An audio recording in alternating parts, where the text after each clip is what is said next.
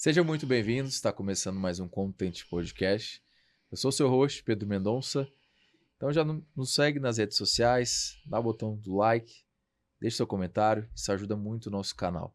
Hoje eu estou tendo o prazer de entrevistar essa lenda que está aqui na minha frente, Genésio Lemos. Ele foi executivo durante 3 décadas, é escritor, conselheiro consultivo e também youtuber. Genésio, prazer ter você aqui.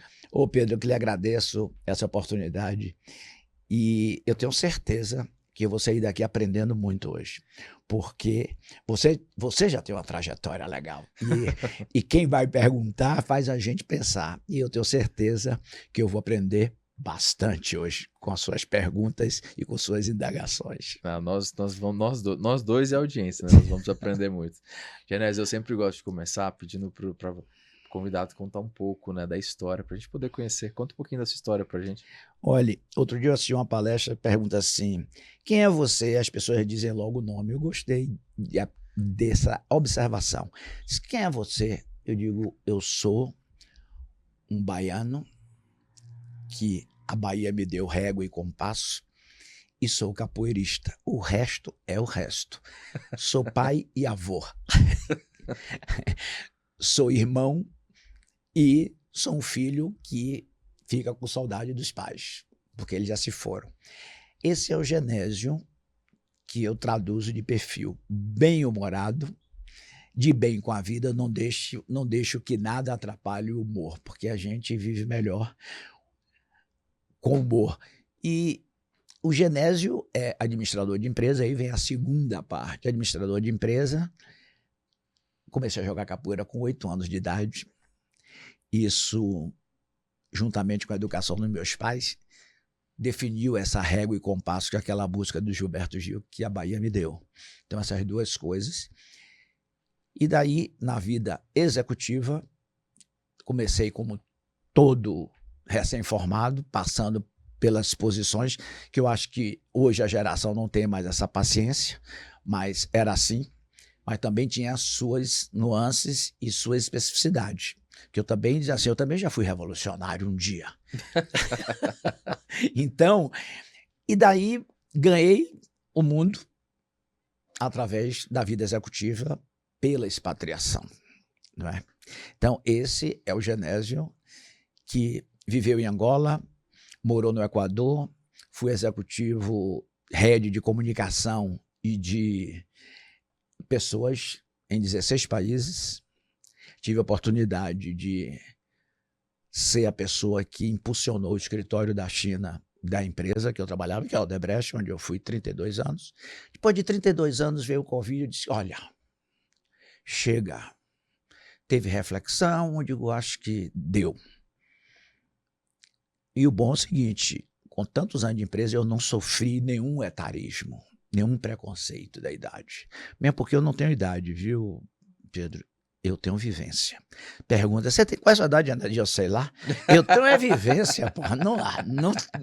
Essa não tem, não encosta em mim ela. Então eu digo, ó, chegou agora de mudar de ciclo. Não parar nunca, jamais. Uhum. Enquanto Deus der a saúde e a mente, a gente tem que estar ativo. Uhum. Aí escrevi o livro Luz, Câmara e Gestão, que eu disse assim, não é um livro de bibliografia. Não falo nada, eu fiz isso, fiz aquilo, não. São cases onde eu estive presente nesses cases, ou como coadjuvante, ou como figura principal no case, mas sempre acompanhado de uma equipe. Eu digo aí, escrevi porque me incomoda tantos cases que eu via de empresas globais que não nasceu no Brasil, não viveu o Brasil como deveria e traz os cases de modelo das universidades americanas. Isso sempre me incomodou muito. Eu digo, sei lá, quem sabe se algum professor maluco aí pega um desses cases e faz. Eu tenho testado ele. Você fala os cases é porque a pessoa não tem experiência de fato naquela área. Pois é. Não, e outra, eu coloco o case como modelo, né? Uhum. Modelo acadêmico, e eu queria deixar um registro para a história dessas participações, até da mudança minha da engenharia que eu trabalhava para o agronegócio. Então, essa mudança e como a gente leva uma nova mentalidade para um modelo do agronegócio, não o agronegócio simplesmente de São Paulo, porque o Brasil é imenso, são vários países dentro de um só. Então, fui para as novas fronteiras, como Goiás, Mato Grosso do Sul, da cana-de-açúcar. Então, também isso aí me trouxe, fez eu reaprender. E tive que desaprender e reaprender. Então, esse é o bom de você ser inquieto. Essa aí é um pouco da história em 4 minutos. Não, passou um pouquinho, não, em 5 minutos. É 4 minutos. É uma história aí de 32 anos como executivo. Mas nós vamos falar muita coisa aqui. Antes da gente entrar nessa parte corporativa, você falou que é mestre capoeira. Como foi essa história? Como que isso tem entrado na sua vida? Eu, com 8 anos de idade, comecei a jogar capoeira com as expressões da capoeira da Bahia na época. Meu irmão era já capoeirista. Meu irmão, 12 anos mais velho do que eu. Ele disse, tá na hora, venha jogar capoeira. Só que ele não me levou para a academia do mestre Pastinha de imediato. Ele disse, deixa eu lhe dar uma treinada antes e depois você vai para a academia do mestre Pastinha. Aí eu fui. O mestre Pastinha é um pintor de parede que se dedicou à capoeira e vivia da capoeira. E ele era filho de uma ex-escrava com um comerciante espanhol. E teve uma formação, também ele serviu à marinha, e depois foi se dedicar à capoeira Angola. Eu diria o seguinte, ele foi um marco de tirar a capoeira, vamos assim, dos lugares escondidos para a sociedade. E eu terminei sendo, sem querer, talvez um mascote. E acompanhava ele em todas as apresentações. E quando fazia apresentação para turista, ele só terminava as apresentações comigo. Aí era cheio de símbolo aí, porque ele pensava, apesar da pouca cultura que ele tinha, mas ele pensava além do seu tempo. Eu não sei se aquilo era um recado para a sociedade, não sei se era um recado que, como ele dizia, capoeira foi feito para homem, menina e mulher, só não aprende quem não quer. Era essa frase dele. Então, tinha essa história. E aí foi uma coisa que eu treinava capoeira todos os dias, ou fazia apresentações já folclóricas até os meus 20 anos de idade. Depois, quando entrei na universidade, eu fui me afastando e voltei a me encontrar com ela em 1999. Eu estava morando em Quito e a revista Capoeira me procurou, me achou através de meu irmão. E aí eu voltei de vez para a capoeira e claro que eu não, como gente, não jogo mais como jogava antigamente, né? Mas uma vez por ano a gente dá uma enrolada lá no Pelourinho, no Centro Histórico da Bahia. Toda arte marcial tem muita disciplina, né, Genésio?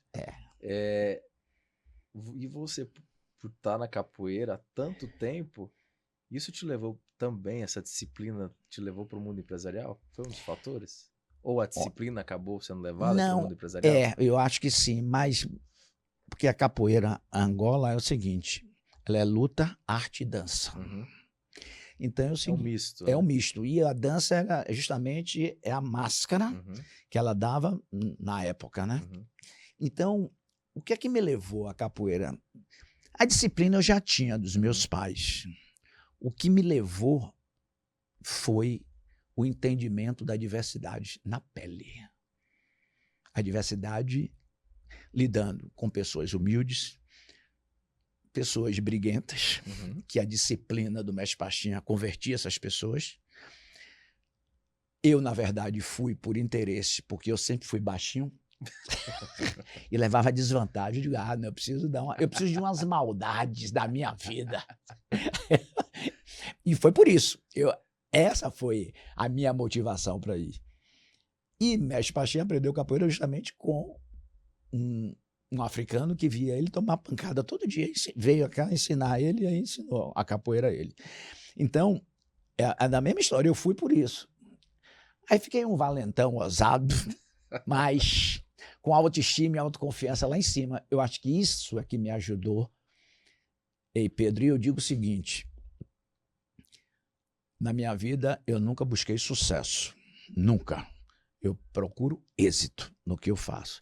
E para você alcançar êxito, tem uma coisinha que você tem que fazer antes, dedicação. Com certeza. E a dedicação, nesse caso, minha, de capoeira, claro, influenciado pelo meu irmão, e depois aí eu segui adiante. Foi Mestre Gildo Alfinete, o nome dele. E é falecido já. E aí é que eu digo que me orientou na minha vida profissional. Primeiro, a diversidade, você não julgar, não aceitar rótulo de ninguém. Isso me ajudou muito e por isso que eu fui trabalhar com pessoas. Eu acho que tudo isso, aí eu me especializei em pessoas, em carreira, em liderança, mas liderança errando, acertando, gerando valor para as carreiras. Liderança humana. É humana, humanizada, totalmente. Então, isso aí me, vamos dizer assim, me deu um norte muito e com a minha prática. E aí veja que bênção eu recebo depois. Tudo isso eu tinha lá, Capoeira Angola. E eu vou morar em Angola no pós-guerra. Nesse momento que você vai morar em Angola, é por conta da empresa? A empresa. Eu era diretor da Odebrecht em Quito. Já tinha morado em Guayaquil, em Quito. Quando deu 10 anos, eu disse assim, ó, tá na hora de eu sair daqui. Amo o Equador, mas era a minha profissão. Eu já estava sentindo que estava perdendo desafios dali. Eu digo, eu quero voltar para o Brasil. Tá bom, eu já tinha 10 anos fora do Brasil. Não, você quer ir para Angola? Eu digo, presente. Todo mundo poderia achar que era castigo, eu acho, presente. Só que eu fui muito lúdico para Angola por causa da capoeira, e não era isso que o país queria. Era um ano depois do acordo de paz, da assinatura de paz, e aí o país queria reconstrução, nada de coisa lúdica, ele queria conhecimento, contribuição dos estrangeiros ou das empresas, que isso. E aí eu digo, foi assim, sopa no mel, né? Como se diz, né?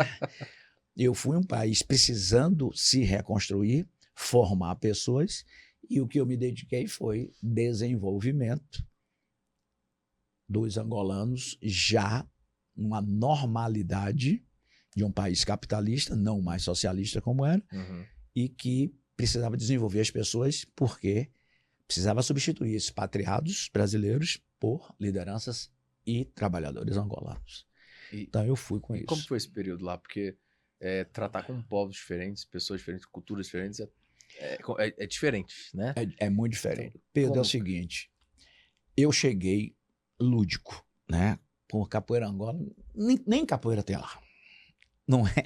Foram feitos pelos bantos, trazidos pelos bantos, o berimbau, as músicas, mas o desenvolvimento da luta também foi no Recôncavo Baiano. Não, eu falo Lá, da empresa. Da empresa chegando lá. Mas você pode falar da capoeira também. Não. Não, só que eu quero fazer esse link aí da minha posição lúdica de capoeira com o sentido empresarial. E aí, resultado. Eu chego lá, as pessoas querem ser qualificadas. Quando eu cheguei lá, nós éramos 1.200 pessoas, colaboradores e integrantes, como nós chamávamos, sendo que 130 famílias brasileiras, o resto angolano. Nós chegamos a um crescimento de desenvolvimento e de negócio, de investimento, que a empresa também fazia investimento na área do diamante, em vários setor imobiliário. Chegamos, eu já não estava mais lá, mas chegou a 45 mil. Quando eu saí eram 32 mil. 32 mil já empregados, e nós tínhamos já muitos expatriados, porque deu um crescimento grande que não tinha essa qualificação. Então, qual era o maior desafio? É a gente, mesmo com esse sotaque do português brasileiro lá em Angola, nós tínhamos que dar uma cara de empresa angolana em que os angolanos estavam se desenvolvendo.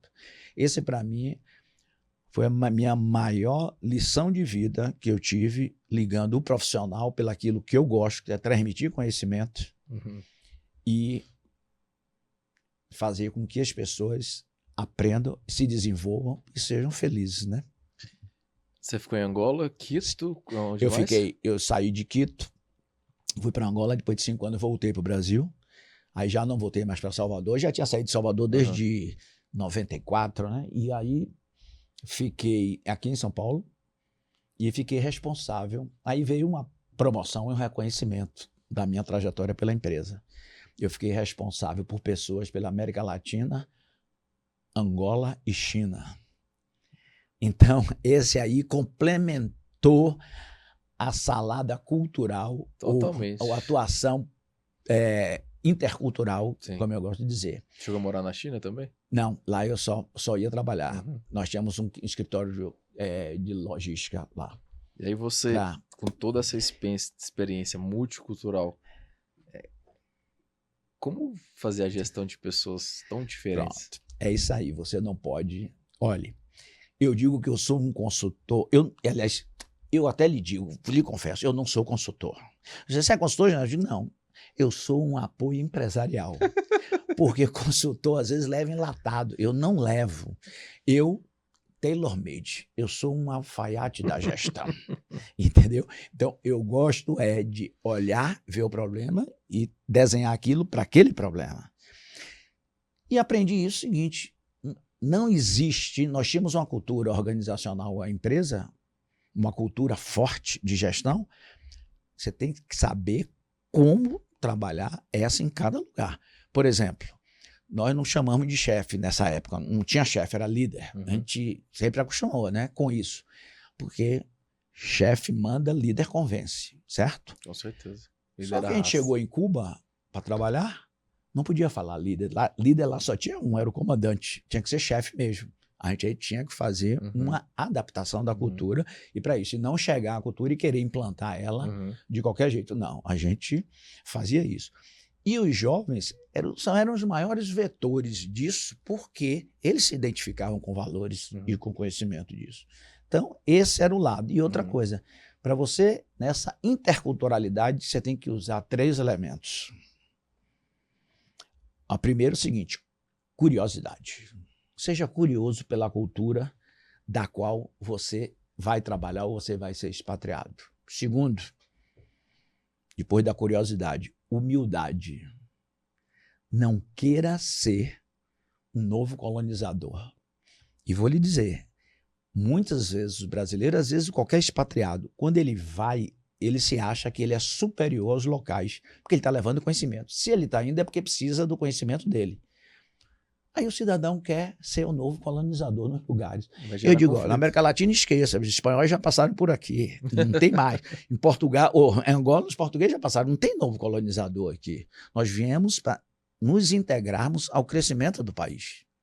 Para somar, né? Para somar. E outra, isso facilitava muito a linguagem com os nacionais, né? Como a gente chamava. Disse, olha, gente, entenda, então, eu sou tão...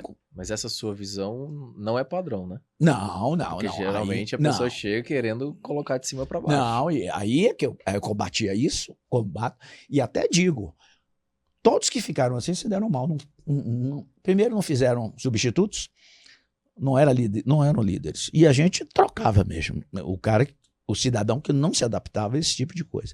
E aí vem o terceiro elemento. Eu falei humildade para aceitar a cultura dos outros. O terceiro elemento é a questão da tolerância. Tolerância porque você vai chegar num país que você estava construindo, você vai ensinar, a pessoa não vai aprender. E você tem que insistir para fazer seu substituto ou passar conhecimento. Você tem que ser tolerante com a saudade que você vai sentir. Né? E eu nunca quis ficar geograficamente solteiro. Você sabe o que é isso? Geograficamente solteiro no mundo da expatriação. É o seguinte, quando eu fui a primeira expatriação minha, disseram, Genésio, você vai ali no Equador resolver um problema, 3 meses e volta. Eu digo, tá, posso levar minha família? Não, 3 meses você levar a família? Não dá. Eu tinha 9 meses de empresa somente. Eu digo, tá bom. Eu vou chegar em casa, vou dizer, Ângela, eu vou para o Equador, mas você não vai ter 3 meses porque é pouco tempo. E ela vai dizer, vai tirar as crianças da escola, não sei o quê. Ela aí fez assim, tô dentro, vou. Eu digo, Não, mas eu não posso levar a família. Não, eu vou com você. Aí como é que eu volto no outro dia para dizer que eu não iria? Aí eu cheguei para o diretor de recursos humanos, disse assim, meu nobre, quero dizer o nome dele não, porque ele não me autorizou, eu não vou dizer. Aí então, meu nobre, é o seguinte, eu não tenho condição de ficar geograficamente solteiro. O que é isso? Eu não tenho maturidade sexual para ficar 3 meses sem minha esposa. Vai dar ruim. E eu vou me separar e a culpa vai ser sua. Ele, não, pera aí, vamos dar um jeito. Mas sua família vai? Vai, 3 meses.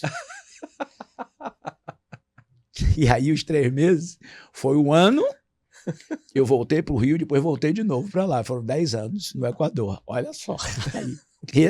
Então, e deu tudo certo. Aí quando o cara vai geograficamente solteiro numa mobilização... Dá problema. O cara é o seguinte, ele pode até namorar, mas isso até não é legal mais dizer isso, né? Porque pode até namorar, não pode se apaixonar. Mas olha, e eu brincava assim com a minha esposa, ó, agora em Angola ele vai ficar geograficamente solteiro, porque ela ficou 1 ano, 2 anos comigo, e depois ela falou, vou voltar porque tinha que direcionar os meninos na universidade, aonde a minha filha estudando na Itália, a Júlia Couto, Rodrigo fazendo odontologia, hoje ele mora no Chile, em Santiago, e aí a família espalhada. Aí eu digo, não, vai, eu fico aqui, mas fica tranquilo que eu já estou com juízo, já estou com maturidade sexual, vou me comportar. E você também se comporte pelo lado de lá, porque você também está geograficamente solteira. Então, é esse o sentido. E você ser expatriado, meu caro, se você for por dinheiro, você vai ser um endinheirado infeliz. Não vá por dinheiro numa expatriação. Eu sempre dizia isso. Veja o que é que você quer da sua carreira, veja o que é que você quer fazer na sua trajetória profissional para você ser feliz numa expatriação. Eu tinha, para mim, o legado de deixar conhecimento e também aprender. Então, esses são os elementos, tá, da expatriação, os 3 que eu lhe falei, os 3 pilares. E agora, essa de você se preparar e conversar com a família. E se você vai com família, ou vai sem família, ou vai geograficamente solteiro, como a gente diz, né? Então, assim. Você ficou em vários países do mundo, tá contando a história, né, pessoal, né, da sua família. São problemas que acontecem, né? E, de repente, tem executivos que estão assistindo, ou pessoas que querem, né, alçar chegar a ser executivo e vão ter que viajar o mundo inteiro, enfim, talvez abrir mão de certas questões da vida pessoal. Eu queria te perguntar em relação a essa questão mesmo, das renúncias que executivos ou profissionais que viajam o mundo inteiro ou estão por conta disso vão ter que fazer. Olha, hoje a estatística mundial, de cada 4 profissionais, 1 quer ser expatriado, quer ter uma experiência fora do seu país. No Brasil, esse número é menor. Então, nós estamos falando de 25%, e aqui no Brasil ele cai para cada 3 em 1. Então, seria 1/3. Né? Não, é isso mesmo, de 4 para 1. E as pessoas ainda desejam uma carreira fora. Eu queria saber também se você indica. Aí é o seguinte, no meu canal que está saindo quarta-feira, eu estou dando uma dica para quem quer ir para os Estados Unidos. Vou dar em primeira mão aqui. A expatriação dirigida. Está faltando engenheiro nos Estados Unidos. E eles estão querendo brasileiros. Mesmo porque nós brasileiros temos uma vantagem grande com os americanos, né? Que eles só falam um idioma, o inglês. A gente aí já fala 2, 3 lá. E eles têm muito latino, às vezes tem essa dificuldade de liderança. E eu vou dar essa dica amanhã no canal Carreira no Topo, que daqui a pouco a gente fala sobre ele. Então, esse desejo, a pessoa tem que se preparar. Vai deixar para trás família? Vai. Às vezes vai com filho. E meus filhos, vai perder vai perder os primos. Gente, uma vez eu recebi um direcionamento de queixas das esposas, que era a grande maioria que acompanhava os profissionais. E ela dizia o seguinte, o que a empresa está causando a meus filhos está levando tudo dele para outro país e eles estão esquecendo tudo para trás. Mas eu tenho 2 conselhos. Eu tirei eu não sei de onde você é. Eu dizia às esposas, vocês são. Sabia, né? Mas assim, estava lá muitas esposas. Eu dizia assim, o pior foi para meu filho, que saiu da terra da felicidade para vir para aqui. Terra da felicidade é Salvador, Bahia, a terra mais encantadora do mundo, para você sair de lá. Aliás, eu só trabalho porque eu saí de lá, porque senão estava numa rede lá até hoje. Que me desculpe aí vocês baianos, mas eu sou baiano também, viu, gente? Então, Pedro, sabe o que eu tive a ideia de fazer com isso? Para provar às mães que estavam distantes, claro, com a compensação de remuneração que era bem compensador, é um dos pontos que você tem que compensar. Fiz um concurso de redação. Concurso de redação? De redação dos filhos. O que era que aquela... Todos os filhos. Foram 110 redações. Nós íamos escolher 60, mas ficaram as 110 tão boas que eu pedi permissão à empresa, a gente ampliou e fez uma edição escrito para gerações. Não teve uma criança que na sua redação reclamasse de alguma coisa, da expatriação, que estava com saudade. Ele ressaltava a riqueza. E meus filhos, eu digo, eu criei ele para hoje, que é a habilidade mais requisitada no profissional, a adaptabilidade.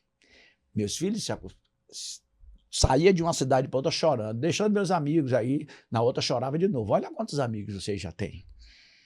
E meu filho terminou indo morar no Chile por essas relações que ele foi deixando no caminho e ele foi para lá. Eu digo, pá, vá.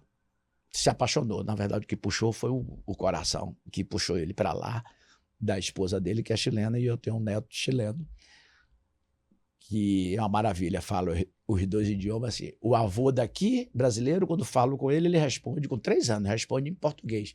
E o avô de lá, o chileno, Roberto, meu amigo, quando fala com ele responde em espanhol.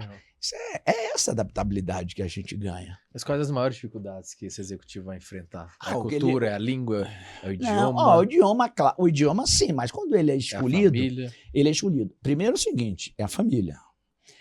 Seja ela ou ele que for, vamos dizer, que for o direcionador da remuneração, porque eu também criei uma teoria. Para quem quer expatriado, você não pode cuidar de 2 carreiras, da esposa e do marido, ou do companheiro e do companheiro. Não pode. Em conjunto. Tem que ser o seguinte, ou um é emprego e o outro é carreira. O emprego, porque você vai em qualquer lugar, você trabalha. Uhum. E a carreira não, ele tem que seguir dentro dali. Então, essa é a primeira separação que tem que ter consciência. Uhum. Não é que seja impedido da pessoa trabalhar. Mas pode gerar problema. Pode gerar problema. E aí vem o descontentamento. Eu deixei minha carreira, mas eu fiz uma parceria com a minha esposa, ela trabalhava. Aí nós botamos na mesa, ela fez, eu peço demissão, eu vou.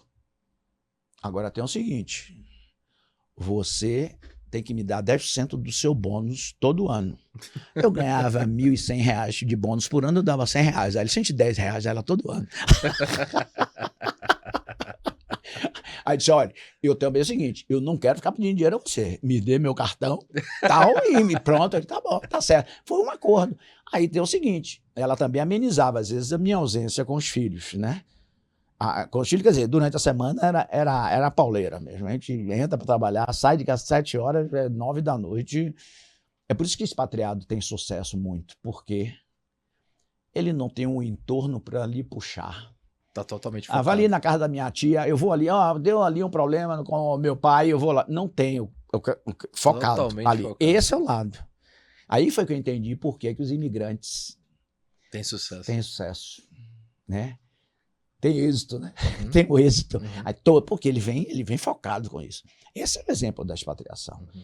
Aí você quer determinar um tempo para você fazer isso, eu vou ficar 5 anos. Como deu? Meus 10 anos de Angola, eu que ia embora. Angola, pedi para sair com 5 anos. 5 anos deu. Tá bom. Ou eu vou para outro lugar ou volto para o Brasil. Mas eu queria voltar para o Brasil. Você pediu para sair, não. Você estava com vontade de ir para outro lugar? Ou não, e eu disse assim, olha, Eu vou para qualquer outro lugar, mas aqui Que já deu. já deu. E tem mais. As coisas acontecem quando você tem um excesso de segurança, né? Quando você deixa de fazer o checklist, quando vai voar, porque já está tão acostumado. Então, eu estava bem no Equador. Tive um crescimento. Cheguei gerente, diretor e vice-presidente estatutário por lá. Em Angola, eu já fui vice-presidente estatutário. Então, já deu uma conotação diferente. Eu já tinha tido crescimento dentro da carreira. Agora, eu queria voltar para o Brasil. Outra coisa, se você for para um país desenvolvido, excelente, você está próximo de tudo que acontece de bom. Se for para um país em desenvolvimento, como eram todos que eu fui, você tem que ter um cuidado. Porque se você se focar muito, esquecer o networking, que existe vida lá fora, que você tem que ficar atento, porque você só está dando conhecimento, você precisa dar conhecimento para receber novos. Se você não ficar atento a isso, aí você se fossiliza mentalmente e com conhecimento congelado. Então aí você tem que estar num processo constante de renovação e do que está acontecendo. Ficar atento ao que é que está acontecendo, para ver o que é tendência ou o que é modismo. Então você também tem isso, não fazer. A nossa cultura era muito forte. Para vir o modismo, não conseguia furar a barreira da cultura. O senhor fazendo essa gestão de pessoas em países do mundo todo, hoje fala-se muito gestão humanizada, gestão humanizada, gestão humanizada. Tá, beleza, gestão humanizada. Só que quando a gente vai estudar os profissionais, meio que há uma padronização no meio de gestão. Só que o ser humano, ele não é padrão. Cada ser humano tem uma cultura, ele vem de uma família diferente, ele vem de experiências diferentes. Então, como que o senhor lida com isso, sendo um especialista nessa área? Padronizar a gestão de pessoas. Como que é a sua visão em relação a isso? Sim, porque eu até queria lhe corrigir. Se você me chamar de senhor mais uma vez, eu vou lhe chamar de excelência.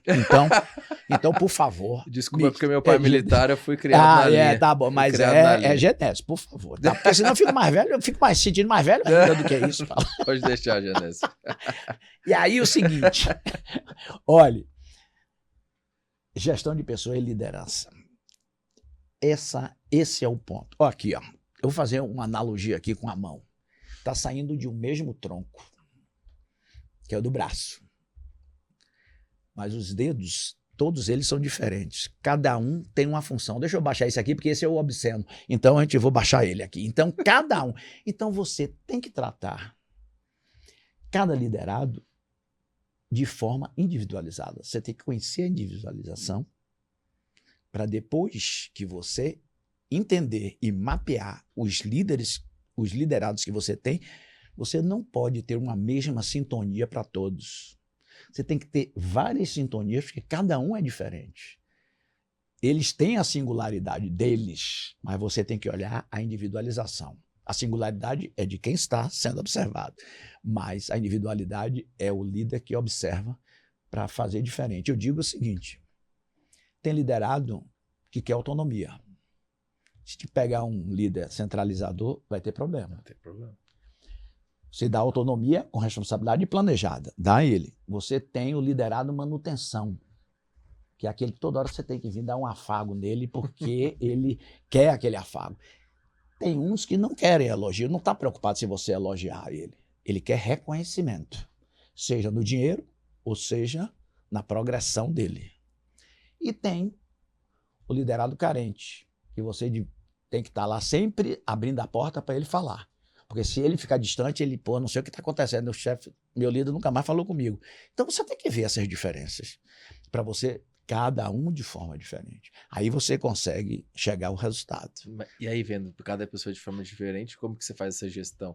Vou fazer reunião semanalmente, quinzenalmente, eu entro em contato direto com essa pessoa, eu lido diferente com ela, como é que é isso? A primeira coisa é o seguinte, como é que eu implanto essa você sair do pedestral. Eu dizia à minha assistente, e dizia assim, essa sala aqui tem porta, mas é uma simples convenção da engenharia. Alguém chegar aqui e falar comigo, você não tem o direito de filtrar. Eu é que digo, todo mundo que vier me procurar, eu quero conversar com todo mundo. E liderado nem precisa passar por você, ele pode meter a mão, se não tiver ninguém na sala, ele pode meter a mão e entrar. Então, líder tem que dar tempo e exemplo para o liderado. E atenção, você tem que ouvir. Você não está ali para fazer, quando o cara toma, o cara é bem baiano, viu? O cidadão, né? Vamos botar mais sofisticado esse linguajar. Quando o seu liderado está ali, a sua função como líder é apoiá-lo para que ele tenha êxito, que ele dê certo, que ele entregue. Você é um apoio, você é um instrumento para ele. Então, você não é só o mandar, você não tem que mandar, você tem que interagir com ele, fazer muito mais perguntas do que dar resposta para ele se desenvolver. Se você acostumar, faça assim, você está criando robôs e que você certamente não quer ser substituído em nenhum momento. Esse é o bom. E como fazer esse processo de gestão que o senhor está falando sem alterar a cultura da empresa? Não, você vai fazer isso dentro dos parâmetros que a cultura da empresa determina. Uhum. Ele é o parâmetro para tudo. Porque a cultura da empresa já orienta o líder até na seleção, no processo de seleção da pessoa. Sim. Se aquela pessoa tem valor, sim, coincidentes, mas não tem ainda algumas habilidades que a cultura exige, mas ele tem capacidade de aprender. Eu falo por isso que tem empresa que a cultura é mais rígida, outra é mais liberal. Olha, só que as pessoas são diferentes. Aí eu tenho que fazer o seguinte: a empresa sem dono são as mais fortes nos processos e no compliance, né? São as mais fortes. As empresas sem dono. Não sei se você me entende, as sem dono são as empresas de capital aberto. Com certeza. A empresa de dono, ele vai transmitir menos processo, mais decisão e mais proximidade. Uhum. Essa aí é muito mais fácil de se adaptar. As empresas sem dono têm os processos rígidos e que, às vezes, se as pessoas podem desmotivar. Desmotivar não, porque ninguém, depois de mais de 30 anos, não pode ter o direito de se desmotivar. Pode deixar de ter inspiração, porque líder é para inspirar. Sim. A cultura inspira. O líder é o vetor dessa inspiração. Então, pode ter todos os processos bem amarrados, mas tem espaço para o crescimento. Agora, se você quer ficar sendo repetitivo, você transformou o seu trabalho numa rotina, cara, nós somos fruto das nossas escolhas. Você quer a mediocridade da segurança ou quer o desafio da insegurança? A insegurança, eu digo, o risco na carreira de avançar mais, de não achar pouco. Tive um exemplo aí recente. Um líder olhou para a sala e disse assim: fulano, eu vou chamar até ele de Genésio. Genésio, eu preciso de você hoje. Que você fica até mais tarde aí, que eu estou fechando aqui um negócio, uma análise. Ele fez, pô, não posso. Porque eu tenho um beach tennis 7 horas. Tá bom. Ele aí olha para o outro lado da sala, vai ter alguém que vai assim: opa, estou dentro. Eu fico. Ele foi fruto da escolha dele. Mas calma nessa hora. Ele não está errado. Ele fez a escolha dele. E não tem que se aborrecer. Mas é ele que está construindo o caminho dele. Ele quer isso. E aí vem o seguinte: isso é culpa da geração Z que não quer liderar, não quer avançar. Nada. Eu também já fui revolucionário com a minha idade, pô, lá atrás. É o momento, você tem que ver. Você não encontrou alternativa? Não teve alguém que teve outro perfil? E tem outra. O que regula comportamento de geração é a necessidade, a diversidade, que eu fico irritadíssimo, que ninguém comenta, a diversidade geográfica e a cognitiva. Essa rege os propósitos das pessoas. Quer dizer que um jovem... Como assim? Quer dizer o seguinte, tem a pesquisa lá nos Estados Unidos. A geração Z, na pesquisa dos Estados Unidos, não quer cargos de liderança. Gente, você não pode fazer uma estigmatização, desculpe, mas é assim mesmo, a gente se enrola na língua. Não pode dar esse estigma para uma geração. O jovem dos Estados Unidos não é o de São Paulo. O jovem daqui pensa diferente do Nordeste. Aí é que rege a necessidade. O cidadão que tem poucas oportunidades no Nordeste, ele vai pegar, a maioria dele, quando sai da faculdade, vai pegar a sua oportunidade de emprego e vai segurar.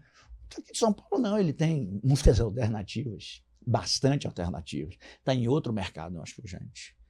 E eu faço essa analogia há 15 anos atrás, quando eu queria recrutar para Angola.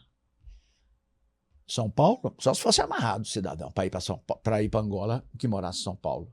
Mas o do Nordeste, já perguntar, cadê a mala, cadê o passaporte, já está pronto, estou indo. Era assim. Porque vai, aí que é o geográfico, a diversidade geográfica. A potencialidade econômica do estado, da província ou do país proporciona mais, vamos dizer, mão de obra, mais especialistas do que aqueles que não querem sair da sua região. O senhor falando isso, como é um fator assim, que eu nunca tinha pensado nisso. Como que a gente pode olhar para a questão de contratação? Como você disse, São Paulo tem 1 milhão de opções e a pessoa recusa uma oferta porque ela quer trabalhar em casa, por exemplo, e o do Nordeste quer. Como que eu avalio se o profissional tem competência e se vale a pena eu contratá-lo? É a vontade dele? É o quê? É o seguinte, primeiro você tem que descobrir qual é o seu perfil que você quer. Eu quero um engenheiro, quero que ele conheça isso, não importa, ele pode estar sem experiência, eu quero ele que nem seja viciado em outras empresas, quero pregar ele verde para preparar ele. Esses são os perfis. Mas às vezes tem esse perfil em São Paulo e tem o perfil no Ceará. É isso. O do São Paulo não vai querer ir, porque tem oportunidade aqui. Entendi. A menos que ele realmente tenha. Não é que não queira, porque já teve aqui pessoas que foram, hoje são presidentes de empresa, e ele foi como jovem trainee para Angola. Até encontrei com ele, Marcos, recentemente no aeroporto. E ele foi um desses, porque eu fiz esse programa de jovem, e ele de São Paulo, hoje ele é presidente de uma empresa. Então, o da Bahia, vão. Os da Bahia foram muito mais facilmente. Eu digo, tem oportunidade aí, vai. Muitos se casaram lá, porque foi meninas e meninos jovens, né? E alguns se conheceram e se casaram lá. Então, hoje está nos Estados Unidos, um casal está nos Estados Unidos, e aí fizeram suas vidas disso aí. Então, você encontra o perfil. Então, mas... Agora é o seguinte, aí vem a diversidade que eu lhe disse, cognitiva. Todas as grandes empresas querem as universidades top de São Paulo, do Brasil, que estão em São Paulo, as universidades melhores. Sim. Aí você tem, basicamente, um grupo de jovens formados pelos mesmos professores, pelas mesmas ideias e ideologias, né? Aqui. Aí você não tem diversidade de pensamento. Aí você vai pegar um talento, né? Porque talento precisa ser reconhecido, mas uma pessoa de potencial que foi formada com outro viés ou outra mentalidade acadêmica, às vezes nem tão evoluída, mas quem evolui mais é a pessoa e não o professor, porque é a pessoa que ele recebe o básico e dali ele vai adiante. E você pega um cidadão lá que está com essa diversidade e se dá melhor, às vezes, nos países com isso. Ou não, né?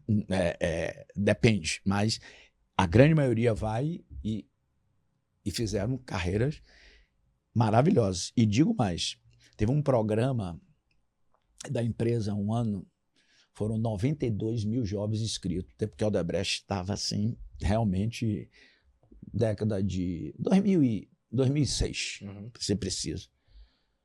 Fizeram a peneira, né? Fizeram a seleção aqui, e os segundos, agora eu preciso de 20, além da escala de vocês, eu quero esse, vou levar para Angola.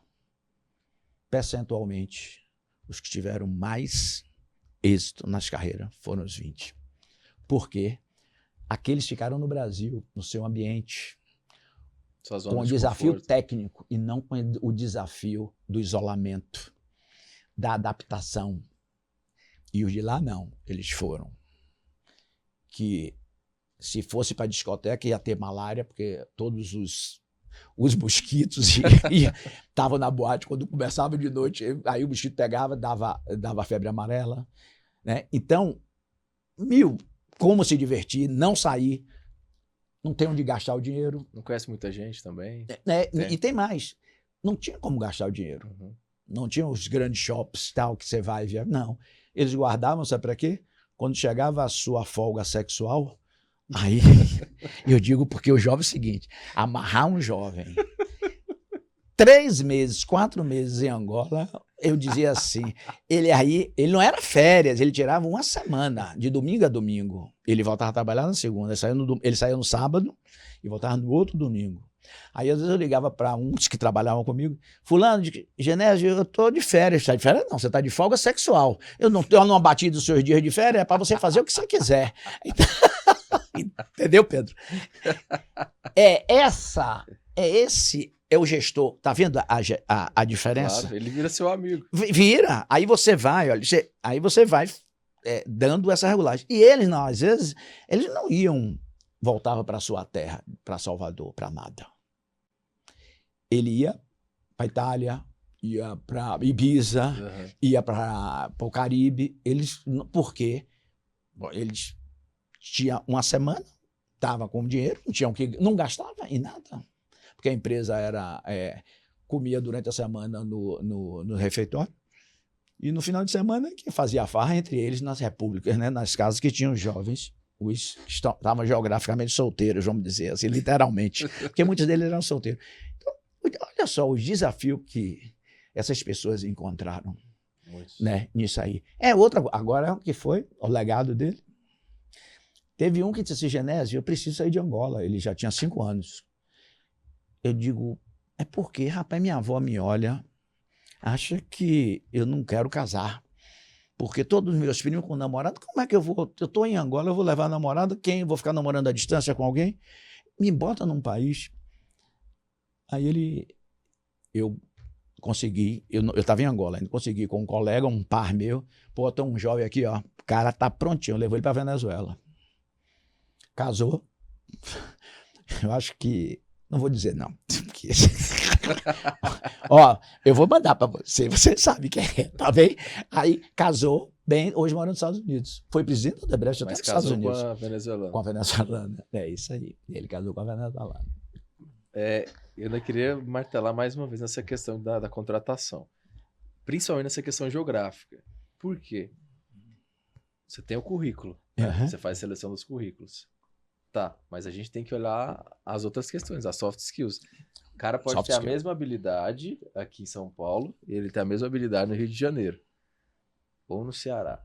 Olhando nessa perspectiva e esse cenário geográfico, como que o senhor faz essa seleção? Qual que é a melhor maneira? Não, o melhor filtro, eu vou dizer, o melhor filtro para mim é o currículo.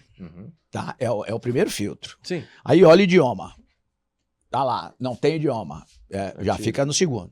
Tem mais idioma, tá aqui. Aí pronto, agora vamos para as entrevistas. Se empatar João com José para ir para a vaga, aí eu faço o seguinte, João, você tem quantos irmãos? Eu digo que tenho 2.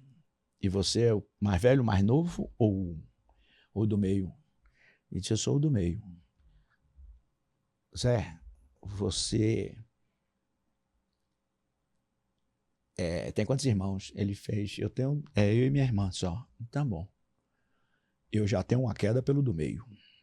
Porque o filho do meio, numa estatística não, numa pesquisa feita em países em desenvolvimento, na África e na América Latina, no final da década de 90, deu que 75% dos empreendedores são filhos do meio.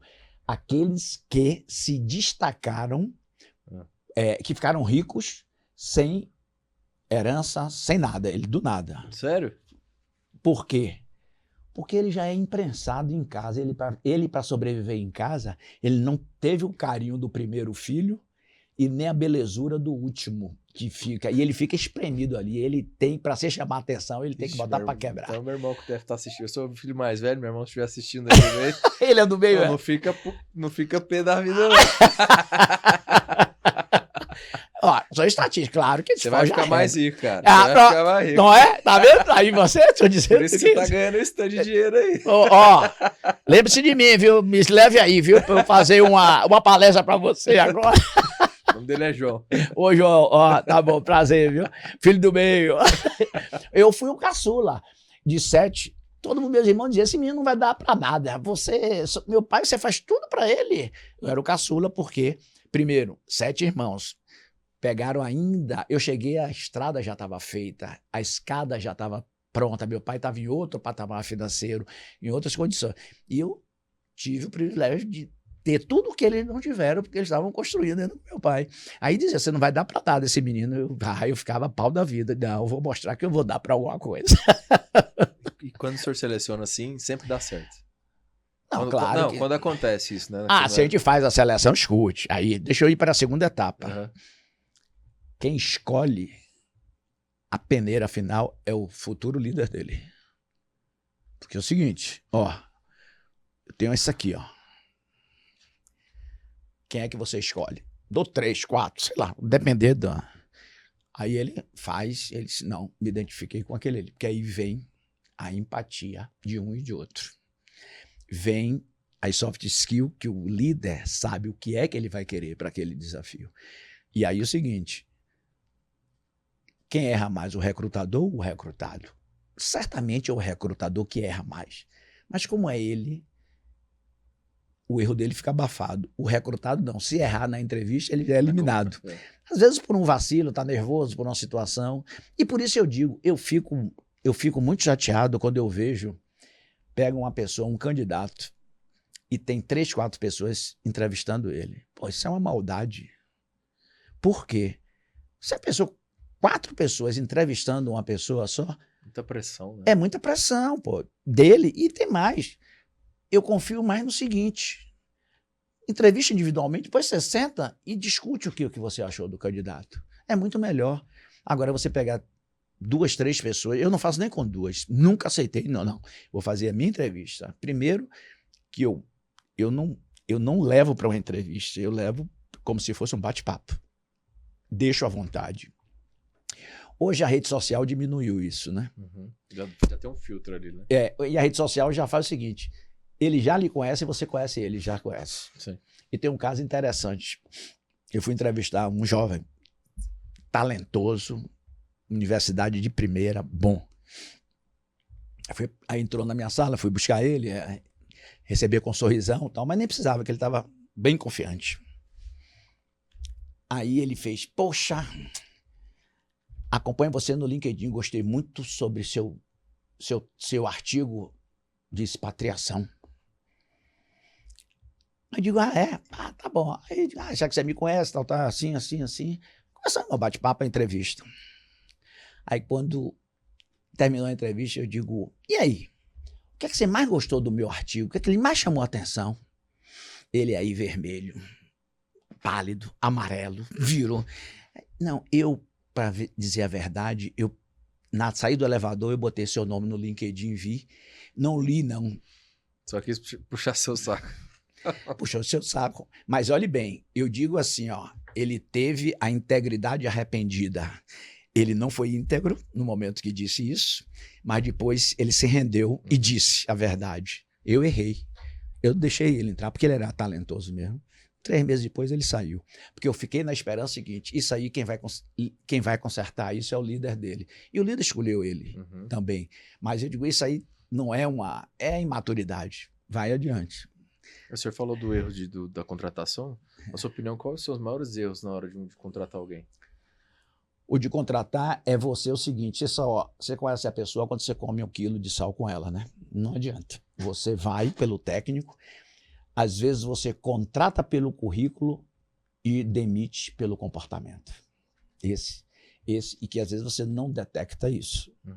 Hoje já existe caminhos até sob integridade eu tive a oportunidade de desenvolver um projeto junto com a FESA, com meu amigo que não está mais nesse plano, Jefferson Abrams, que tinha o teste de integridade já na contratação. E em todos os níveis, desde o operador, da colhedora de cana-de-açúcar ao executivo de alto nível. E como que era esse teste? Ele vem de vários elementos, até mesmo de entrevista visual. Até era uma empresa israelense que fazia isso, que os homens de compliance devem conhecer essa ferramenta, em que você se denunciava pelo olho e a inconsistência nas respostas de determinado case que ele bota para você analisar e fazer perguntas sobre aquele case.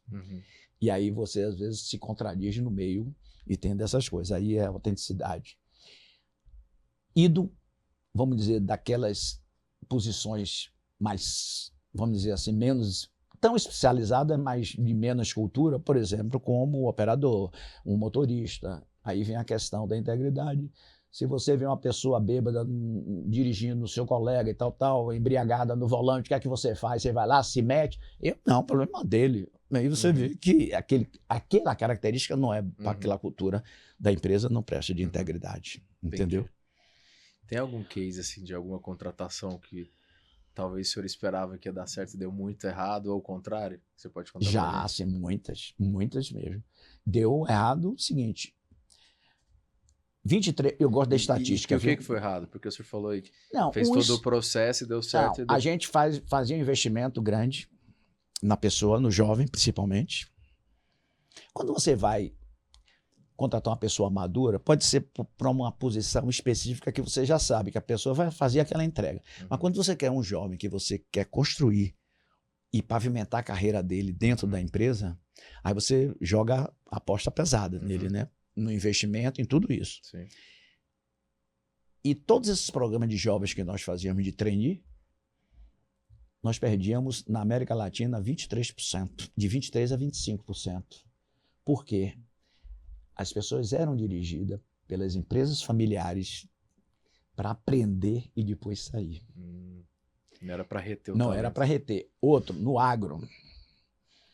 A gente colocava num programa e aí vinha as empresas, sem nenhum demérito para as empresas. É uma técnica que vendem defensivos e que vendedor pega um engenheiro agrônomo, tome um carro, tome um telefone celular, tome a gasolina e caia no mundo para vender. Eu dizia a ele, olha, você vai, daqui a 2 anos você vai voltar para pedir emprego. Porque o cara era talento, mas se encantava com isso. Primeiro da liberdade que teria, né? E às vezes o salário também era maior, definitivamente era maior, e com as comissões que ele poderia. Carro novo na mão, autonomia, liberdade. Ele ia embora, mas só que o seguinte, tava tirando ele da posição e ele ia ficar ali. Ele entediava. Depois de 1 ano, 2 anos, ele entediava e voltava para o mercado, para voltar a uma carreira. Então, muitos desses deram errado por esse tipo de coisa, que não acreditou no que estava sendo pavimentado para ele. E como que a empresa faz para reter esse talento? Porque, assim, acontece muito, assim, igual o caso que o senhor está falando, o jovem é muito talentoso, né? Você faz essa contratação.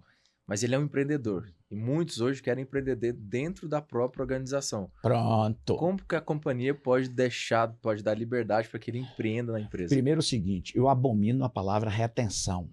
Porque é o seguinte, você querer reter alguém na empresa é mesmo que você jogar abusos para segurar sua esposa ou seu esposo. Entendeu? Ir para a cartomante. Não, você tem que ficar com quem é feliz. E o que é que a empresa tem que fazer?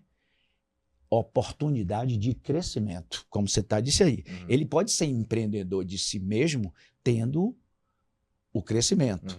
Aí você evitar o amigograma dentro da empresa, você ter a meritocracia estabelecida, você ter um programa de meta com remuneração variável que realmente traga o reconhecimento da superação dele, porque você só paga em bônus superação, porque o normal está pago no salário a cada 30 dias. Isso aí, agora quando você se supera mais crescimento, aí sim vem um reconhecimento anual através de bonificação, ou PLR, ou o nome que cada uma empresa dá do seu. O que você diria para as empresas que têm medo de fazer isso?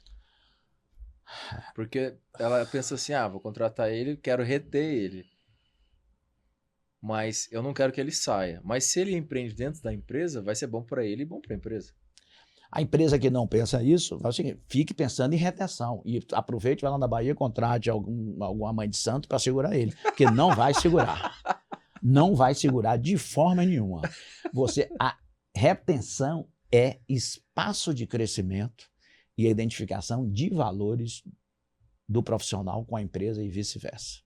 Esse é o verdadeiro fator, e eu não digo retenção, eu digo fidelidade. Você tem que ganhar fidelidade. E fidelidade, primeiro, tem duas coisinhas antes. Primeiro, pertencimento. Você já deve ter ouvido falar, se é muito jovem, mas fulano não veste a camisa como eu vestia antigamente da empresa. Não.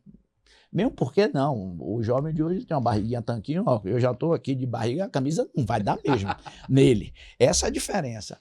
Outra, o jovem tem que ter o espaço de crescimento. E tem outra, você tem que ter uma área de desenvolvimento que prepare líderes para liderar os líderes do futuro. E esse é o principal problema das empresas. Não prepara quem vai receber um jovem ou outra pessoa que tem que ser qualificada. Agora, se também a liderança, aí vem o que você falou dentro da empresa. Tinha vezes que eu olhava assim, eu digo, eu não vou nunca para o lugar desse meu líder aqui. A menos que eu atropele ele no estacionamento, mas isso vai dar problema, eu atropelar ele, é para eu ficar no lugar dele. Eu vou procurar outro espaço na empresa para isso. E assim foi. Quando eu pedi para sair do Equador, quando eu pedi para sair de Angola, veio um novo espaço de crescimento para mim. A empresa permitia isso. E depois, quando eu cheguei, fiquei responsável de pessoas de 16 países. Eu disse, pronto, eu preciso ir para um outro lugar. Aí a empresa dava essa condição e eu fui para o agro. E fui identificado pela empresa. Você quer ir para o agro? Eu sou um cara... Sempre fui extremamente urbano. Eu nunca me vi no agro. Mas eu acho que se existe Nossa Senhora da Carreira, ela me orientou. Vá. Eu fui aprender e contribuir com hoje o agro que é no Brasil. Acho que foi a melhor coisa, mais acertada que aconteceu na minha vida profissional foi isso. Nós vamos falar do agro mais para frente. Senhor, tudo o senhor já... Desculpa. Sim, excelência. Pois não, estou de volta. O pai militar me criou ali na linha, tá né? Certo. Senhor. Senhor, tá certo. Genésio, você é muito flexível, né? Por tudo que você tem falado. Com certeza tem pessoas assistindo a gente que ela tá em alguma empresa, tá querendo sair ou tá querendo mudar de setor, mas tem medo de falar isso. Existe algum momento que a pessoa tem que pedir para sair, tem que mudar de carreira ou pedir realocação dentro da empresa?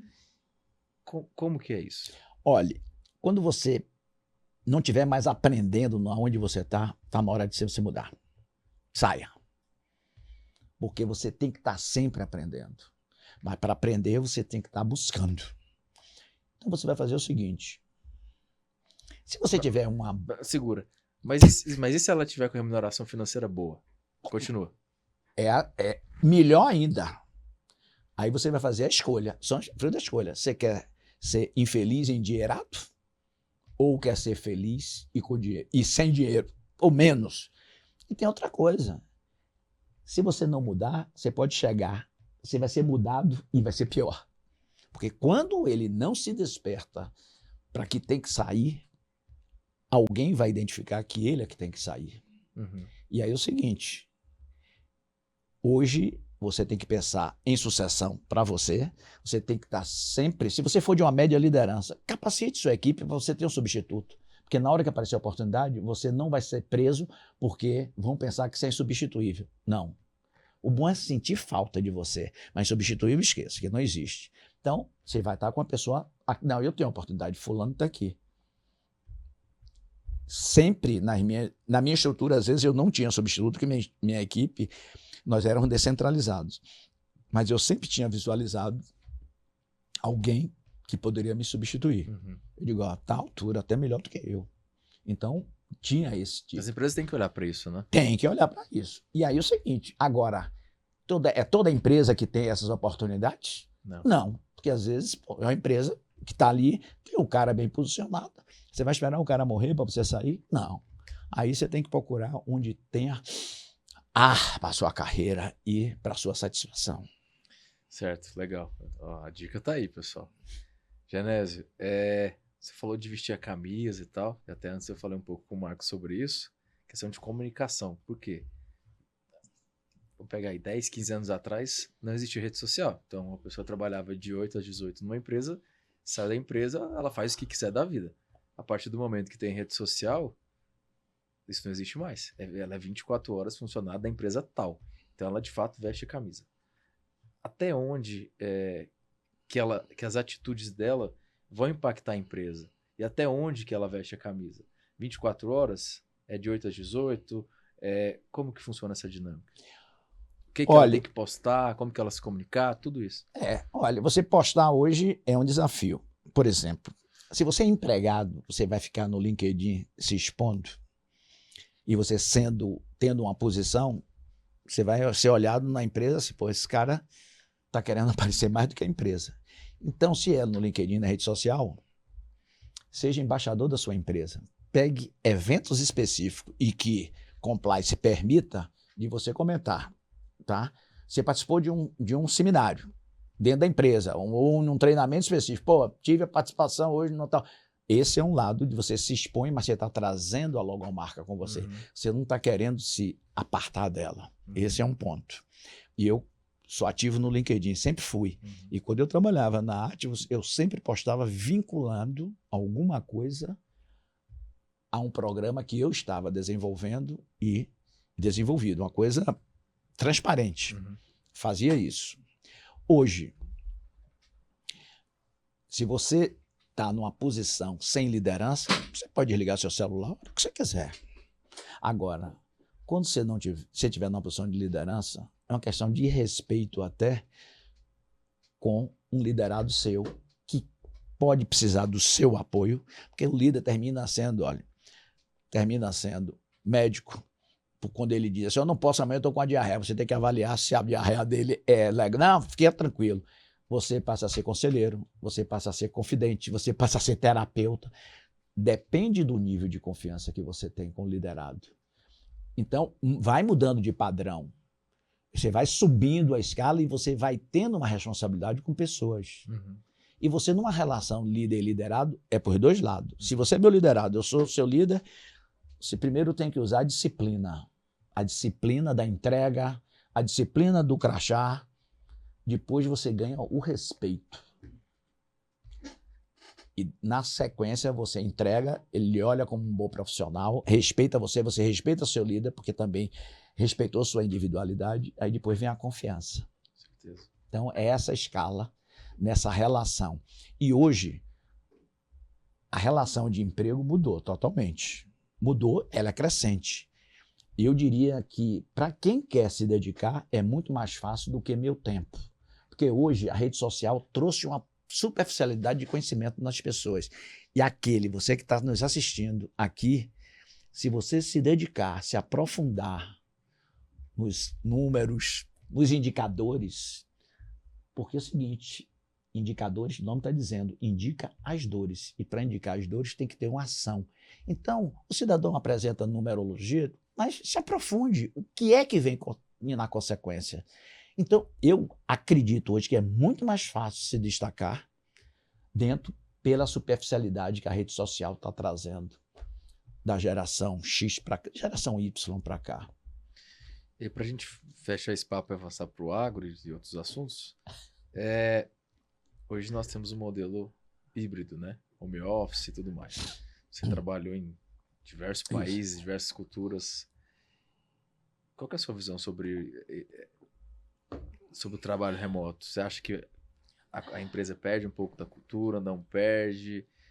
Tem essa possibilidade? Se tem, como que a gente faz para manter uma identidade? E principalmente hoje, eu posso estar aqui em São Paulo trabalhando para alguém nos Estados Unidos ou na Europa, enfim. Qual a sua visão? Vamos começar por uma geração que começou a trabalhar na pandemia, já dentro de casa. Uhum. Primeiro ponto. Tem resistência, não é porque ela tem que se deslocar somente, porque ela está com dificuldade de se comunicar. Uhum. Esse é um ponto. Outro, a cultura organizacional, ela pode existir na cabeça do dono, na cabeça de um executivo marcante. Ele pode forjar, vamos dizer assim, formatar uma cultura organizacional. Pode estar na gaveta, pode ser do conhecimento de todo mundo.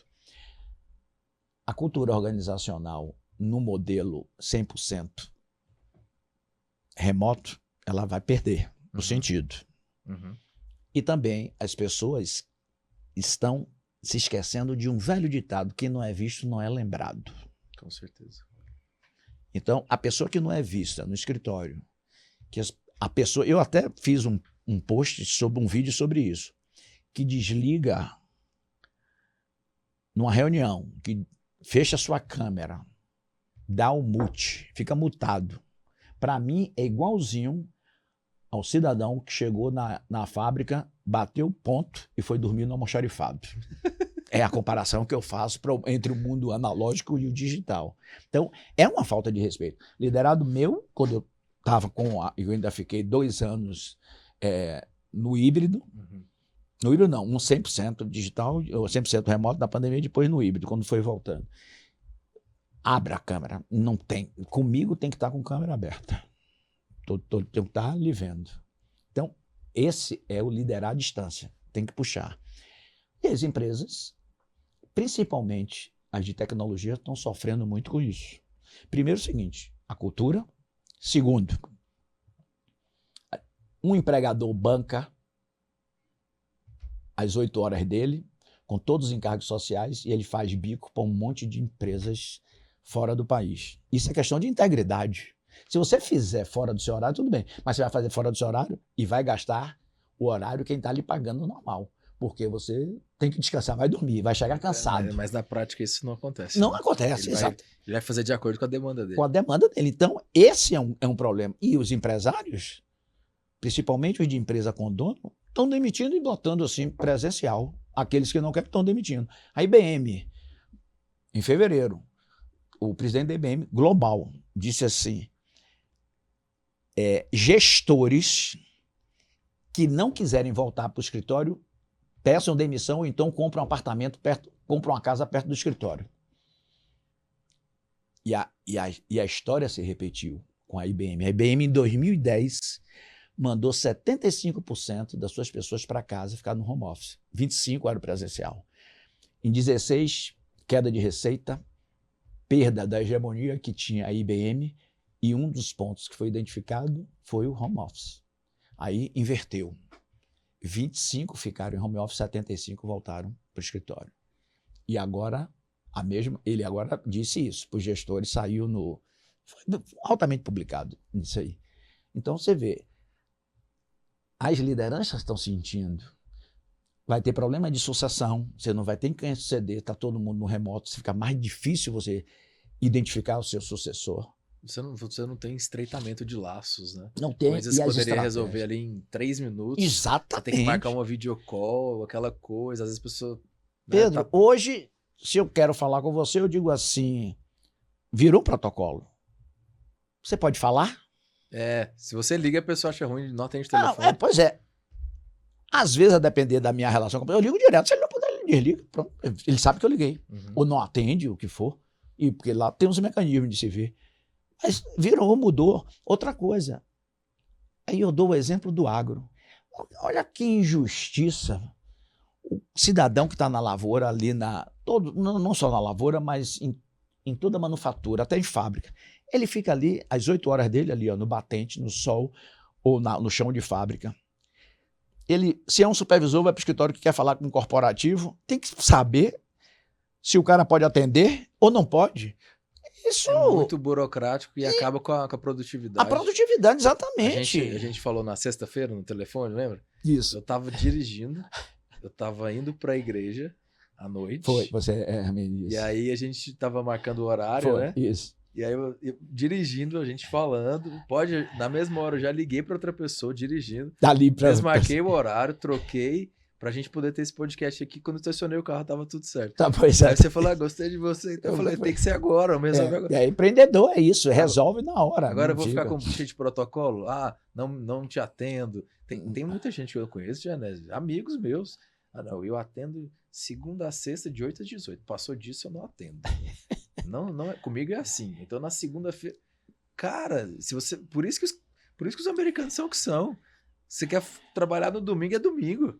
Quer trabalhar no sábado, é sábado. É 24 horas, meu amigo. O negócio tem que andar. Exatamente. Não sei se isso você deve mesmo. conhecer muita gente assim também, né? Muito. Uma vez eu liguei para um colega às 6h30 da noite da sexta-feira. Ah, não, é happy Aí ele hour. não me atendeu. Aí, tá bom. Não me devolveu a ligação. Quando chegou na terça-feira, a gente se encontrou no escritório. Você me ligou sexta-feira? Liguei, rapaz. Eu tinha sido assaltado na porta do seu prédio, pedindo a você ajuda para ligar para minha esposa, para vir me pegar com o carro. O cara levou tudo meu, só me deixou o celular porque caiu no chão. E eu ligando, precisando de um apoio, até para você me levar em casa. Pô, me desculpe. Eu digo, pois é, mentira. Só quis deixar ele constrangido. Entendeu? Foi mentira. Mas eu uso esse exemplo para deixar o cara constrangido. Que é isso, rapaz? Mas é desse jeito. É colega amigo, inclusive. Colega mas é desse amigo. jeito. Assim, era Acho assim, que- desse acho que- jeito. É. Você acha que tem um certo estrelismo hoje? Não. Calma aí. Dessa geração, vamos colocar 40 mais, que é uma outra geração de executivos. E essa geração que tá chegando não é estrelismo, mas são pessoas mais folgadas, mais Não, eu não pessoas acho, mais flexíveis. não. Sabe o que eu acho? O seguinte. Ou você acha que é de perfil mesmo? Ah, o cara é empreendedor e o outro não. Não, um é perfil. Uhum. E a outra é o seguinte. Essa geração que está chegando agora não sabe, não tem conhecimento ainda para ser líder, para liderar nada. Ele quer ainda se fixar. Como é que você já pode querer? Ah, a nova geração não quer ser líder de ninguém, não quer liderar nada. Isso é engano. Não tô falando nem de liderar, mas Ele- essas não, questões simples mesmo. essa aí simples é um modo de vida hoje dele. Uhum. É assim. Porque o que é que trouxe? A facilidade da comunicação e da rede social está aí. Ninguém hoje mais fala por telefone. É a mensagem. E aí falta a habilidade dos 3 Cs. Um dos 6 está faltando. Porque um é conhecimento. Aí vem a comunicação, que você transmite o que você conhece, né, através da comunicação, seja ela. Uhum. Hoje essa transmissão está prejudicada. E a terceira é o coração, pô. É o que você faz com convicção e sabe vender quando você tem convicção. Mas hoje, se ninguém mais quer falar hoje, a leitura, cada dia mais escassez de vocabulário, cada dia mais... Então, a mensagem é resultado de uma tecnologia que nos traz, está nos trazendo. E aí você começa a amar e adorar o pessoal de tecnologia, porque só existe dois usuários no mundo, o de droga e o de TI. Então, são os dois usuários que tem. E como eu sou usuário de TI, sou viciado. O pessoal de tecnologia, para mim, é tudo.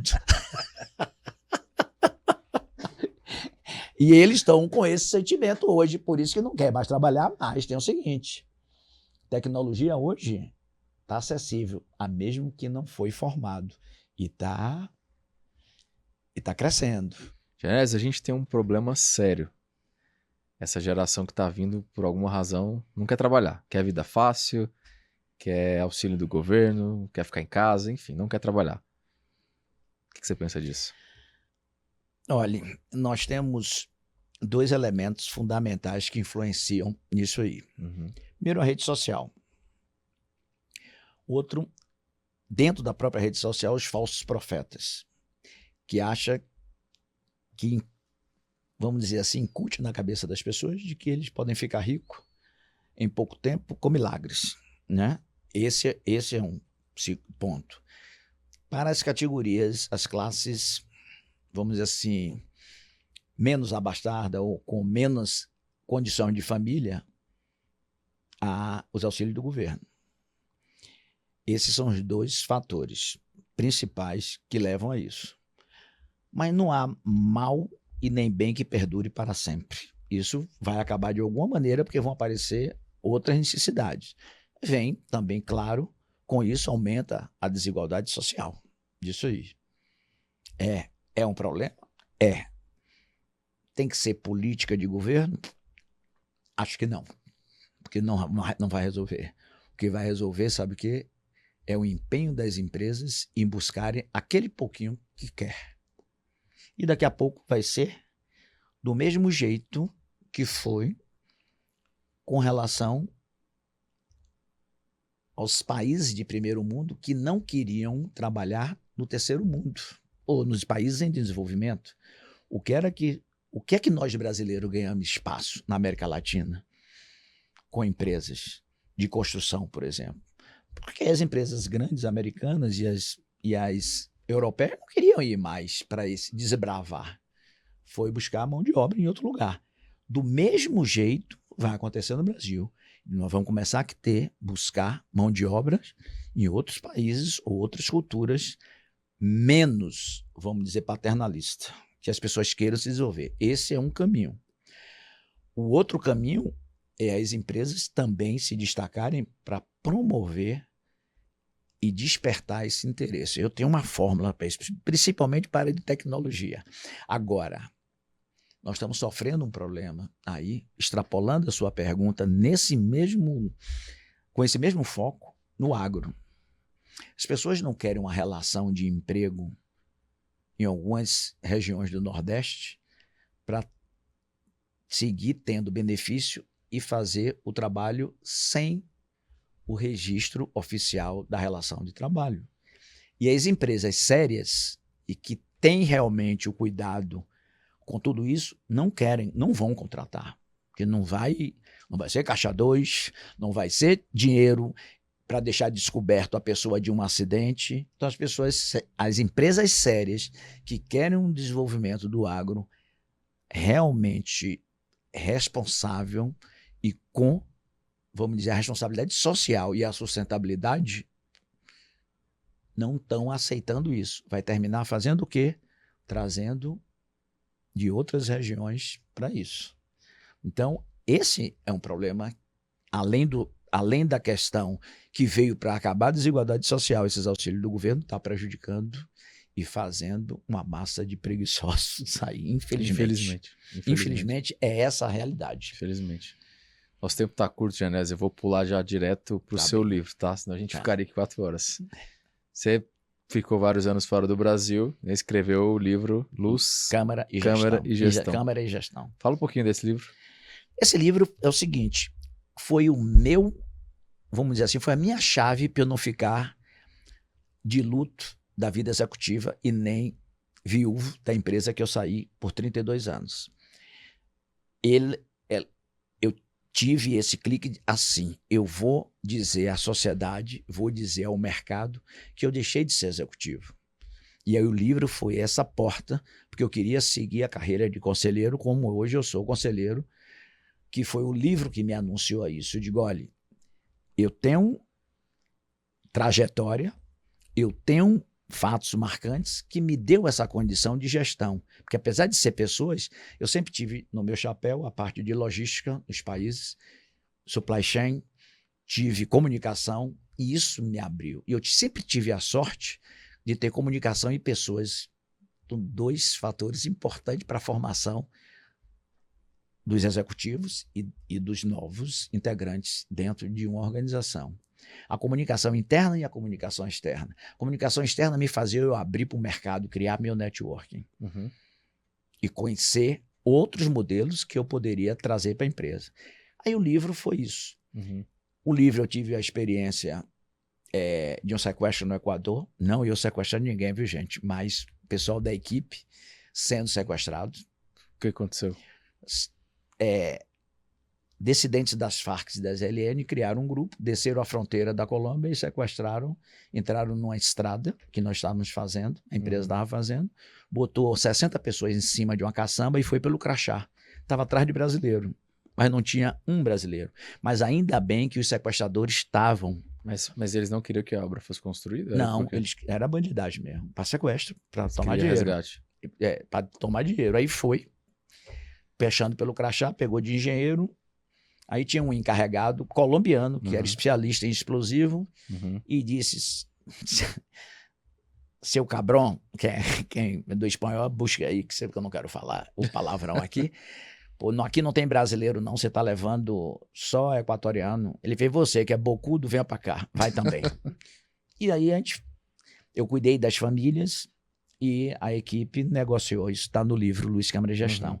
É uma coisa que você tem que ter a referência de um líder que coordenou todo esse comitê de crise. Nós não utilizamos profissionais, utilizamos a cabeças pensantes dos empresários. Depois tive um conflito em Angola sindical. São 2 fatos marcantes assim, que teve em Angola o governo num recrudescimento da guerra civil, 5 anos depois que ia ter eleição. Eles ficaram com medo de recrudescer a guerra interna. E aí fez um recrutamento.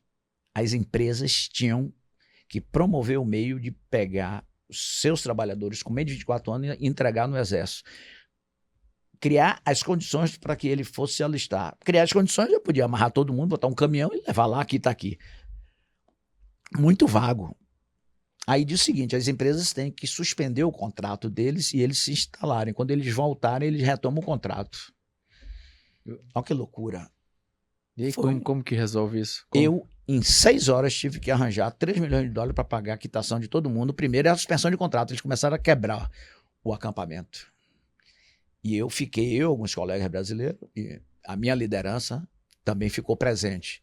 Mas eu fiquei negociando lá e o cara do sindicato sumiu. Essa hora foi que me fez falta um sindicalista com liderança. Quando um sindicalista é decente, tem liderança, ele exerce. Mas ele se mandou. Aí eu elegi um no meio, você agora vai ser o presidente do sindicato. Ele adorou. Eu tomei umas 2 dedadas, viu? No conflito ali. O pessoal, puf, batendo por trás. E aí eu seguramos a barra, conseguimos resolver. Fui buscar no mercado, em dinheiro local, eu digo $3 milhões, porque era a quitação, porque eles não queriam suspensão de contrato. Eu quero o meu dinheiro para ir embora. Vocês estão me demitindo. E nós tivemos que levantar esse dinheiro ao vivo, botar em envelope. O exército depois teve que vir ajudar. E eu narro, esse é um case que você tem, o que? Negociação, você tem que ter. Aí foi que eu aprendi que na hora de conflito, a estratégia não adianta, tem que ser o tático. Não tem tempo para estratégia, você tem que ser tático ali naquele momento. Tem que agir. Foi ali que eu aprendi a agir rapidamente. Esse foi um case que também foi uma das histórias minhas, assim, uma foi muito emocional, né? A de Quito, do sequestro. E essa foi o do conflito ali, um estrangeiro, branco, só aquele pontinho branco ali no meio, daqueles trabalhadores revoltados que já tinham usado maconha nesse conflito todo. Aí o negócio desandou. Eram 1.200 pessoas juntas. Esse é um. E o outro, que foi a minha passagem para o agro. Como se deu essa passagem para o agro e o que eu acho que eu contribuí e o que eu também aprendi nesse período. E agora, ó, tá aqui, ó. Tudo isso me deu, deixa eu puxar aqui, ó, para vocês verem aqui, ó, o Carreira no Topo, que é o meu xodó hoje. Era isso que eu ia te falar agora. Você também hoje tem um canal no YouTube, né, Isso. chamado Carreira no Topo. Fala um pouquinho sobre ele. Esse foi o seguinte, eu fiquei no dilema de escrever o 2º livro. Aí eu disse, pô, 2º livro, eu vou fazer pílulas. Aí abri o canal, eu já tinha ordenado tudo que eu ia fazer para o livro. Eu digo, não, eu vou pegar isso que eu já tinha ordenado e vou fazer mensagem, vou usar a minha capacidade de sintetizar e claro que a produção tem me ajudado muito em como eu levar esse conhecimento em pílulas de 6 minutos. De 6 a 7 minutos são meus vídeos. E o senhor posta toda semana? Como é que é? Toda quarta-feira, 8 da manhã, Carreira no Topo, tá no ar, um vídeo novo. E eu optei não fazer podcast, porque feras como você e outros no podcast, eu não sei ninguém num podcast. Então, o podcast é ser um dos mais assistidos, tanto de bagagem que o senhor tem. Não. E aí eu digo, não você vou. Tem. Aí eu digo, não, eu não vou nessa, porque eles já estão há muito tempo na estrada, eu quero ser rápido e pronto, deixa lá a confusão formada em 6 minutos. Vocês que liguem. E aí eu digo, ó, gente, eu não sou palestrante. O meu canal não é para eu dizer que eu sou palestrante. Eu sou esquentador de reflexões nas empresas que me queiram para fazer um planejamento estratégico, para pensar em desenvolvimento de pessoas, para pensar como desenvolver a liderança. Eu não vou desenvolver. Eu faço esquentamento para as equipes fazerem, porque o melhor é feito por aqueles que captam as minhas mensagens e desenvolve para si próprio, até mesmo para ter história para contar. Bacana, bacana. Genésio, eu sempre peço no final para deixar uma mensagem para o empreendedor. Hoje eu pedi uma diferente. Deixe uma mensagem para aquele que está começando a carreira corporativa, as atitudes que ele tem que ter, a atenção que ele tem que ter, as coisas que ele tem que falar, que não tem que falar, como ele tem que se comunicar, enfim, dá um conselho geral para essa pessoa que está entrando no mundo corporativo. Veja, você precisa querer. Primeira coisa, não queira emprego, queira carreira, onde você vai aprender e assimilar e devolver com resultados. Aí, olha, as portas vão abrir. E tem mais, não se preocupe, porque se você entregar, você souber se comunicar, você for sinérgico, você ficar com um telescópio humano ligado, não entre na sua sala, e fique na sua mesa ou na sua plataforma. Circule. Não é fofoqueiro, viu? Você fique atento às variedades empresariais. O que ocorrer com você, fique atento, porque aquilo lhe dá sintonia e lhe dá direção. Você sabe qual é o melhor caminho do aprendizado? É com o erro do vizinho ou com o erro dos outros. Você compara, poxa, e os acertos também. Aquela pessoa que acertou, que é assertiva, siga ela. Porque às vezes o nosso líder não é aquele que está no crachá, o nosso líder é quem a gente escolhe para seguir. Então, esse é o conselho, conselho dar-se pede, mas é uma orientação para isso. Seja percebido, não entre numa reunião mudo e saia calado. Pelo amor de Deus, não faça isso. Também não fale besteira, se posicione. Procure, eu falei aqui, que hoje o mundo está mais fácil. Quando você se aprofunda no tema, você está disparado dos outros que gostam da superficialidade. Esse é o momento de você se destacar. E tem outra coisa, aí vem o mais importante. Ter espírito de dono não é puxar saco de patrão. Ter espírito de dono é você reconhecer e estar na frente de que faz mais do que a sua obrigação.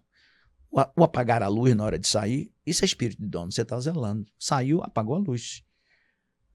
Isso é um simples exemplo, mas espírito de dono é você ir além da sua obrigação. É você zelar. É isso que eu tenho para deixar aqui, Pedro. Que pena que acabou. Por mim, eu ficaria aqui 4, 5 horas. Queria te agradecer pelo estar aqui. Foi uma honra para mim bater esse papo. Tá convidado para a parte 2, porque a gente vai ter muito assunto para falar.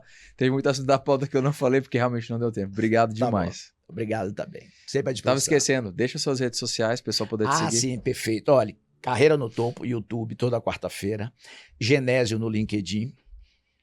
Genésio Lemos Couto. E no Instagram, @Genésio Couto, e tem o próprio Carreira no Topo também no Instagram. Mas os especialistas me disseram que eu faço essa mescla do meu pessoal com o Carreira no Topo no meu canal, porque ele era restrito somente a meus netos e a mim. Então hoje ele está aberto também, que eu trago, e tem um short também no próprio YouTube. Tá bom? Pessoal, de qualquer maneira, eu vou colocar as redes sociais, né, do Genésio, do LinkedIn, tudo aqui embaixo na descrição. As minhas, da Simple Business. Segue a gente, dá o like, deixa seu comentário. É muito importante para o crescimento do nosso canal. Pessoal, muito obrigado. Até a próxima.